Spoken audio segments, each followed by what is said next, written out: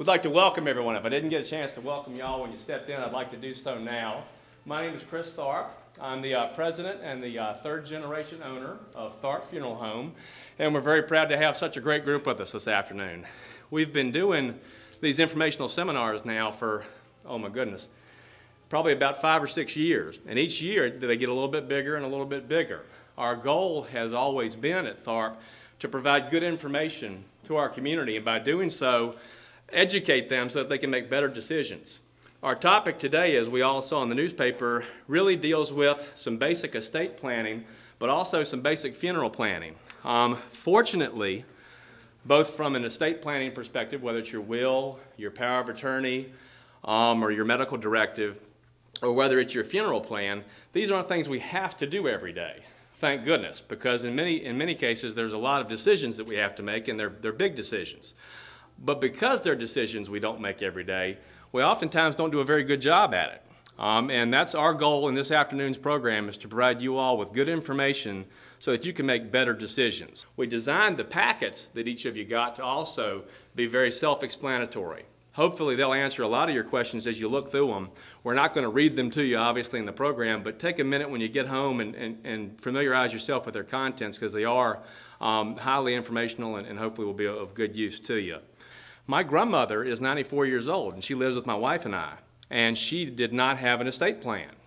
She didn't have a lot of assets left because she had spent a lot of them for her care these last few years. We have folks that come into the house and help us with her care, but she still needed to have a will and a power of attorney so that I could help her with her decisions as she got older. But she remembers a time 20 and 30 years ago when these documents were very limiting and very controlling and really could be a threat in some ways to people's autonomy and to their freedom to make decisions for themselves about their money, make decisions for themselves about their care. But as Brian said in his program, you really can now customize these documents to do exactly what you want, nothing more and nothing less. And that really gives that peace of mind that Brian was talking about and what we try to talk about in our program today.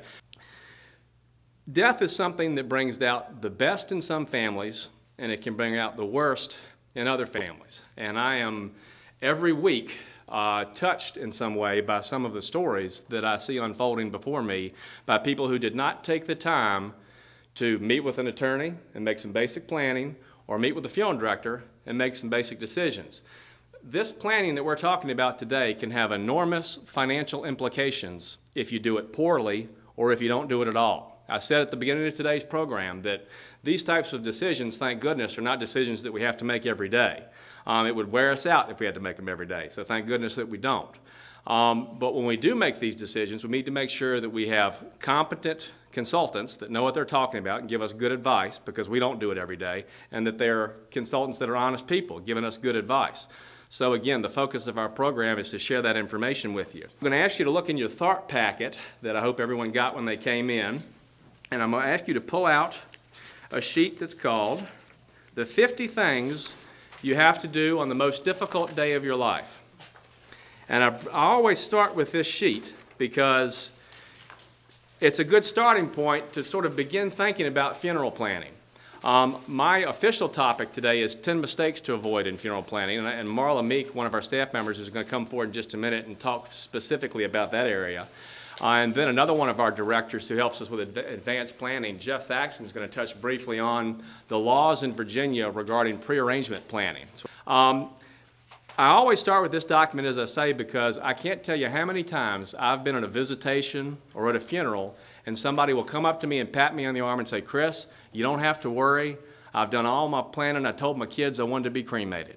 And I always pat them back on the arm and I say, "That's fantastic, Mr. Smith. You've only got 49 more decisions to make and you're all done." There's a lot that has to be figured out when a person dies in the state of Virginia. It's not just as simple as I want to be buried next to my parents in the church cemetery.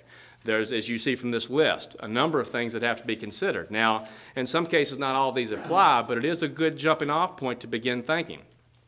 The average funeral cost in Central Virginia as of the end of 2009 was right at $8,700.